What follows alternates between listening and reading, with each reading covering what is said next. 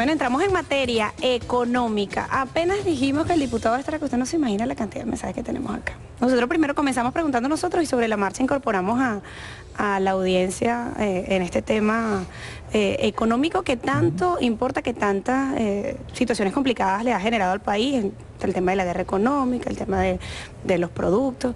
Pero hay un tema que ha estado en la palestra y tiene que ver con la comercialización. En este caso se habla del sector automotriz en dólares, se habla de reuniones, se hablan de acuerdos, de firmas, incluso hay sectores automotrices o empresas automotrices que comienzan a sumarse a ese rumor o a esas declaraciones que han surgido, que generalmente las hacen los trabajadores de estas empresas automotrices. ¿Qué viene ocurriendo allí en ese sector, diputado? Buenos días. Sí, bueno, buenos días, Adair y Jordán. Tú bien nos has indicado. Comenzaron con unas declaraciones de dirigentes sindicales de una empresa, particularmente la empresa Ford, donde ellos mismos hicieron el anuncio que se había hecho una propuesta al gobierno nacional para buscar una vía que permitiese que las empresas ensambladoras en Venezuela continuasen operando. Cercana a lo que se conoce en economía a su capacidad instalada en Venezuela. Es decir, qué capacidad tiene cada ensambladora para producir un determinado número de vehículos. Y cuando hablamos de producción tenemos que entender que es ensamblaje. O sea, los vehículos que nosotros utilizamos en Venezuela son que se ensamblan en Venezuela. Un altísimo porcentaje, yo diría que el 95% es material importado, que se llama material CKD. Y en el país se produce un proceso de valor agregado nacional, que es lo que se conocen con sueldos, salarios, los servicios, los insumos que utiliza, y algunas partes nacionales. Esas partes nacionales, entre comillas, porque esas partes nacionales también insumen un alto componente importado. Entonces, lo hemos observado. No es que Ricardo Sanguino lo está inventando y está descubriendo. Si en Venezuela el principal generador de las divisas es la actividad petrolera y actualmente el precio del petróleo está por debajo de lo que se previó o se estableció en el presupuesto nacional, bueno, ahí no hay un volumen tal de divisas que permita poder satisfacer, y eso lo digo bien claro, las necesidades de todos los sectores en nuestro país. Eso lo sabemos. Yo no estoy descubriendo nada ni estoy anunciando nada extraordinario. Simplemente digo lo que conozco y lo que he visto y lo que todo el país ha visto. Eso obliga al Estado a ser más riguroso, y siempre utilizo ese término, en la asignación de las divisas. El propio gobierno, nuestro gobierno, nadie puede decir que yo no hablo o que hablo en contra de nuestro gobierno, porque yo soy de este proceso, años de este proceso, he estado siempre bajo la dirección del proceso, cuando estuvo el presidente Chávez y cuando está el presidente Nicolás Maduro. Nada en contrario de lo que son nuestros principios como revolucionarios yo he hecho. Ni tengo ninguna intencionalidad. Simplemente soy un diputado, ejerzo una actividad y como tal emito una opinión sin contrariar lo que es la línea en política de política pública de nuestro gobierno. Yo opiné sobre lo que aparecieron en los medios. Bueno, y visualizo una decisión de esa naturaleza. Si nuestra ley establece que todas las transacciones en Venezuela, todas, comerciales, industriales, todas, se hacen en bolívares porque así lo contempla la ley, pero sí sabemos que hay una perversión en que en nuestro país, a raíz de la aplicación del control de cambio, han surgido medios, modos de cómo transarse las cosas y que ha generado situaciones, digamos, no previstas. Por ejemplo, ¿por qué ha surgido estas cosas? Nosotros hemos visto, y todos lo sabemos, y así se hace en la frontera, que los concesionarios los pocos vehículos que reciben de las ensambladoras hacen el siguiente transacción.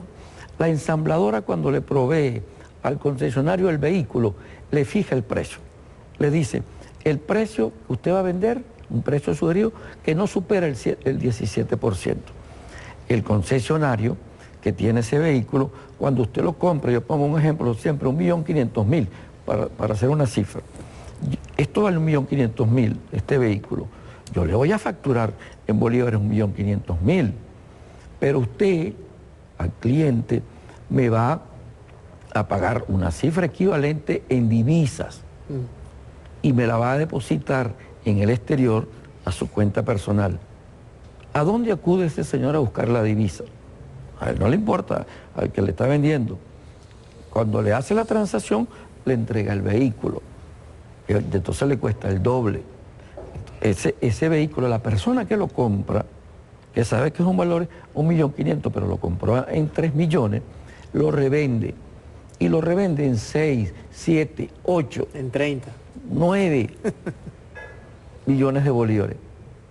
Y se da la transacción. Ahora yo me pregunto, ¿quién paga 9 millones de bolívares, 10 millones, por algo que vale 1,5 millones?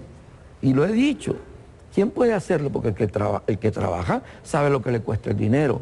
Y los defino, el narcotraficante, el paramilitar, el que anda en el contrabando de extracción, eso pasa en la frontera. Porque anda en la corrupción. Bueno, eso. ¿Y qué es lo que yo observo? Bueno, el que produce el vehículo no es el que está recibiendo ese dinero. Él dirá, bueno, yo voy a hacerlo de manera directa y voy a hacer las ventas directamente y planteo una propuesta. Ahora, es cierto que nuestras instituciones financieras autorizan la apertura de cuentas en dólares, pero eso tiene un límite, porque también la ley dice que usted puede manejar hasta $10.000, los puede transferir. Yo no creo que nadie que tenga divisas en el exterior, que son bastantes, pero no son muchos, o sea, son bastantes divisas, pero no son muchos los venezolanos que tienen divisas en el exterior, en cantidades que permitan una transacción, compraventa de un vehículo. Vaya a dar sus divisas, eso no lo va a hacer. Si va a adquirir el vehículo, él va a obtener la divisa. ¿Dónde va a obtener la divisa? ¿En dónde la obtiene? Bueno, nosotros tenemos 3 formas de cambio. 6.30, pero eso es única y exclusivamente para alimentos, medicina y lo que está asociado allí. El SICAD, que es entre 15 y 50 para lo que no aparece aquí. Y el CIMADI, que lo llaman marginal, que se va en función de oferta y demanda. Y llega a 200, etc. Y otro, que lo reconocen, que es un paralelo. Claro, el tema está en que ante esos rumores que han surgido, esos señalamientos que hacen desde, bueno, trabajadores del sector automotriz, eso ha traído como cola, se ha ido generando. Pero y se han ido sumando incluso. 2 semanas, 3 semanas. Y la pregunta ¿es viable que eso ocurra en nuestro país cuando vemos que se siguen sumando General Motors, Ford, Chrysler, Toyota? Sí, fíjese, siempre se ha dicho en Venezuela, y si nosotros estamos en un proceso de transformación y cambio, tenemos que ir corrigiendo las cosas que no han funcionado.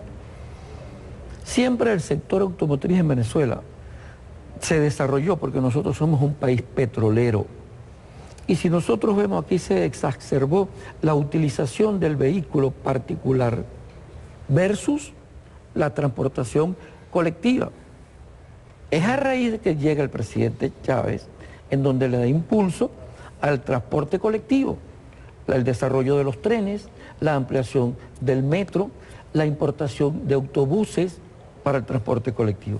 Porque es imposible satisfacer no son necesidades, las exigencias o requerimientos del millón de personas en Venezuela para tener un vehículo. Es que ni la China, ni los Estados Unidos, ningún país del mundo produce una cantidad de vehículos tal para movilizar personas, 1, 2, 3 personas. Entonces, aquí todo se montó en función de eso, se impulsó la utilización de los vehículos y fundamentalmente, yo recuerdo en cuál era la política aquí automotriz, era bueno, usted trae los de lujo, ensambla los de lujo y da lo que llamaban uno básico para satisfacer un sector medio de la población. Y eso en una situación en la cual nosotros estamos viviendo, de que la divisa, en términos general, escasea porque no han aumentado los precios del petróleo. Y el presidente Nicolás Maduro lo dijo. No esperemos que el petróleo llegue a $100 por barril. Eso lo dijo. Y lo oímos todo y todo y lo sabemos. Y no es que solamente él, a nivel internacional también se dice. Bueno, pero nosotros tenemos que, ante la baja de eso, racionalizar. Pero es una negociación, diputado, es algo ya aprobado. No, yo no tengo conocimiento de que eso haya sido aprobado, etcétera. Yo lo digo y lo repito. En todo caso pasaría por la comisión, ¿no? Pasaría por la Asamblea. No necesariamente, pero eso es una decisión política, de política pública. Okay. Ahora, las políticas públicas que surgen de nuestro gobierno, nunca, porque yo en los tiempos que tengo, nunca se han adoptado políticas que lesionen o atenten, sería absurdo, pues, si tú eres el Estado, lo que establezca la Constitución, lo que establezcan las leyes, etcétera. Ahora, ¿qué es lo que puede surgir? Que recuerdo que siempre se aplicaba en el sector automotor. Bueno, yo te permito, te doy unas ventajas, te exonero de impuestos, etcétera, etcétera. Tú traes, tú produces, vendes en Venezuela, pero también exportas. Porque en otras oportunidades lo hacían, exporta. Y lo que exportes, que es en divisa, bueno, utilízalo para asumir el compromiso que tienes en el exterior. Porque, ¿cómo obtiene usted la divisa? Si tú traes bienes, en este caso el material CKD, maquinaria, equipo, eso está valorado en dólares. Haces una inversión. Y antes de que existiese el control de cambio, el que invertía en Venezuela, los empresarios obtienen un excedente y sacaban parte de ese excedente en divisa. A raíz del control de cambio, se ponen una serie con decisión política y además necesaria de requisitos. Bueno, tú trajiste 100 millones de dólares. Bueno, tú puedes recuperar 100 millones de dólares en un determinado tiempo, pero aquí en Venezuela siempre fue así. Perdón, si tú inviertes 100 millones, quieres recuperarlo ayer y comienza a sacar la divisa. Bueno, ahora se te dice no, reinvierte eso, aumenta capacidad, etcétera. Porque son los inversionistas extranjeros.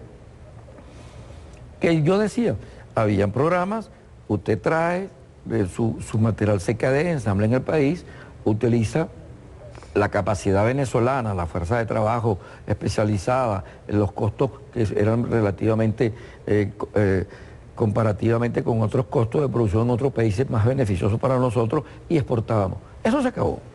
Fíjese. Las ensambladoras acabaron con eso, pues ya no exportan. Fíjese, diputado, nos corresponde hacer una pausa por acá. Bueno, hay preguntas.